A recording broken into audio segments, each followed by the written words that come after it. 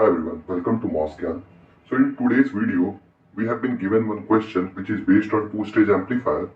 In this question, it has given that there is a noise is appeared at the supply of this two-stage amplifier.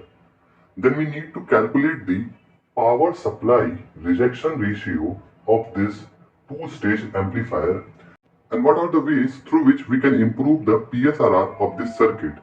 So first of all, we know PSRR of any opamp signifies how well this opamp reject any noise which is getting appeared at the supply. So if this opamp PSRR is very high, that means whatever supply noise will appear, the impact of that noise will not appear at the output, right? So let's start calculating the PSRR for this two-stage amplifier. So if I start from C, there are two stages for this amplifier. The stage 1 is this differential amplifier and the stage 2 is this second stage common source amplifier. So that means PSRR contribution will come from stage 1 also and stage 2 also. So we will calculate the PSRR coming from each stage separately and then we will see the combined effect of this PSRR. There is one more point which we need to understand. PSRR can be of two types. Since we are talking about PSRR, that means due to supply variation, how the output will get impacted. Now, supply doesn't mean only VDD variation can happen. There could be variation in ground also. So that PSRR is usually known as PSRR negative. And whatever in this question had asked, that is considered as PSRR positive because here we are considering the variation at the supply VDD. So that's why this is PSRR positive we are calculating. But one should know there is one term known as PSRR negative also exists. So sometimes you might get question on this also, so you should know. Now let's start calculating the PSRR for each stage separately. So we'll start from stage 2 directly. So if we see the stage 2, whatever variation will come on the supply, that will directly be seen at the output, right? Because this PMOS is working as a load, so whatever VDD variation will come, it will pass through this PMOS and directly will be seen at Vout, at the output. So if I try to write the R out for the second stage amplifier, I can simply write R out would be equal to R naught N parallel R naught P. I'm assuming the intrinsic resistance of this M7 is R naught N NMOS and R naught P is the impedance of this MOS M6 PMOS. Now if I apply KCL at this Vout node, let's see what will happen. So if I apply KCL at this Vout node, there would be current because of this impedance which will be flowing in PMOS and NMOS, and there would be current because of this MOSFET itself. MOSFET works in small signal. MOSFET can be represented by this, right? This we know. So there would be current because of this R naught also, and there would be current because of this current source also. So let's try to write this equation, KCL equation here. So that would be equal to Vout minus VDD divided by R naught P. I'm assuming the supply noise which is coming, let's assume that is equal to VDD. So current because of this noise would be equal to Vout minus VDD upon the impedance of this PMOS plus, if I have to write the current for NMOS, I can write Vout minus 0 ground divided by R naught N, and these two should be equal to the current which is flowing because of this MOSFET. So that would be equal to GM into Vx. So let's assume the GM of this MOS is GM7 and input would be equal to Vx. Since output of first stage is being applied as an input to second stage, that should be equal to Vx. This is the equation when we applied KCL at this Vout node. Now simply we can take Vout as a common. So what we will get? We will get 1 upon R naught P plus 1 upon R naught N equal to GM7 into Vx. This term I am bringing on the right hand side, so it will become positive VDD upon R naught P. Now this is the addition of inverse of this impedance PMOS and NMOS. So let's represent this by R out, 1 upon R out. So if I simplify this, what I will get V out would be equal to, let's bring this 1 upon R out on the right hand side. So we'll get R out upon ROP into VDD plus GM7 into R out into Vx. This we will get. Now if you see this term carefully, as I mentioned, there's two terms.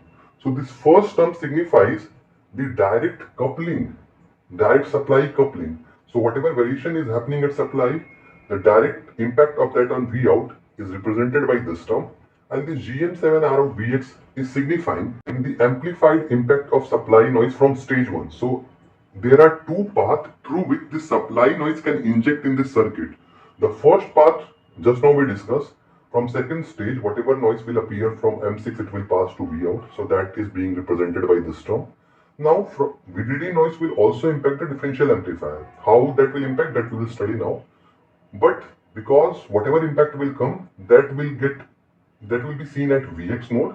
And now since Vx is being applied as an input to this common source amplifier, so the amplified version of that noise is being seen through this term. This is the V out including the impact of noise from stage 2. Now we need to understand how the stage 1 will see the impact of supply noise on the output Vx. So if you see, there is a difference between stage 1 and stage 2. Stage 1 is a differential amplifier, whereas stage 2 is single stage amplifier. Now differential amplifier has an advantage that it rejects the common mode fluctuations. So whatever supply noise will appear, that will act as a common mode input variation for this differential amplifier. If I talk about this differential amplifier, it will also have these two terms. Whatever VDD noise is varying, that will impact this input PMOS load. So because of that, we will see direct coupling impact, and also we should see some amplified version of this, right? But this direct coupling impact will not be seen at the node Vx because of this differential amplifier, because it will cancel out whatever common mode noise is coming. If it is very high gain amplifier, it will reject that. So this parameter will not come into picture. Now since this amplifier will work in negative feedback, so whatever variation VDD will have, that will be seen at Vx. Now the amplified version of this, now that amplified version of that will be seen at V out, and from V out, since V out is again fed as an input, so whatever variation was seen at VDD, at Vx, that will get cancelled out because this is working in a negative feedback. So if any amplifier is having a feedback, disturbance will be suppressed by its gain, right? So if I try to write the final disturbance which this Vx node will see, that would be equal to the input disturbance, that is VDD, divided by 1 plus gain of this first stage. Let's assume the gain of this first stage is A1. So this will be the value of this Vx at this differential amplifier output. So if I try to put this value Vx in this equation, I can get the PSRR of this entire two-stage amplifier. So let's try to put this value of Vx, which is coming because of this differential amplifier, in this equation.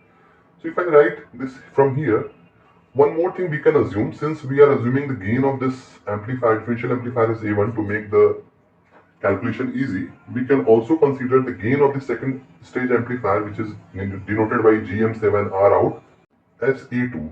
So it will make our calculations easy. So let's now put this value here. So what we will get? We will get V out would be equal to R out upon RP into VDD plus GM7 into R out into Vx. Vx is now VDD divided by 1 plus A1. Correct. Now I can take VDD as common from both the terms, so I can write V out would be equal to VDD into, if I take common, so I will get R out upon RP plus GM7 into R out divided by 1 plus A1. Now if I talk about PSRR formula, PSRR is defined as VDD upon V out. This can also be represented by change in supply divided by change in output. How much supply is varying, how much output is varying. So you can also understand in this way, if supply is varying a lot, but there is no variation due to supply in the output of op-amp, so your PSRR will be delta upon 0, that means infinite, and that's the value of PSRR for an ideal op-amp. So that is desirable. High PSRR is desirable for an op-amp.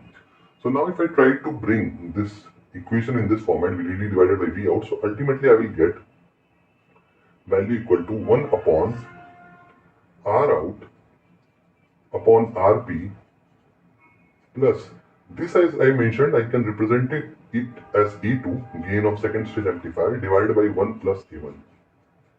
So this will be the value of PSRR. Now from this you can see, if I increase the gain of this first stage amplifier, that means if I increase A1, this whole parameter will decrease and ultimately your PSRR value will increase. So that means in order to have high PSRR, you should have the very high first stage gain from differential amplifier. Second thing which we can improve to PSRR is that we can improve the output resistance. If we increase the output resistance value, ultimately this parameter will decrease and your PSRR will increase. So output resistance, high output resistance is desired in order to have high PSRR. Similarly, if we increase the GM of this first stage, gain will improve, and if gain will improve further, you will have high PSRR. So that's why high GM is desirable for having high PSRR. So high GM is one parameter, high output impedance is one parameter. These things are required to have high PSRR. If we are improving the current source quality, this is tail current source, we are biasing it through some source. If this bias is independent of supply, that means there won't be an impact of supply variation on this tail current source. So the stability of this tail current source will also impact PSRR. If it's very stable current source, your PSRR will be high. So tail current source also impacts your PSRR value. Similarly, frequency also impacts your PSRR because at high frequency, due to capacitance coupling, your gain will drop, and once your gain will start dropping, your PSRR will start decreasing. So frequency also one parameter which impacts your PSRR value. So these are some of the things which we can take care of if we need high PSRR in op-amp. And this is the expression of PSRR for two-stage amplifier which we have derived here. Thank you so much for watching this video. If you found this video useful, please share with your friends. And if you haven't subscribed to our channel, please do subscribe. Thank you.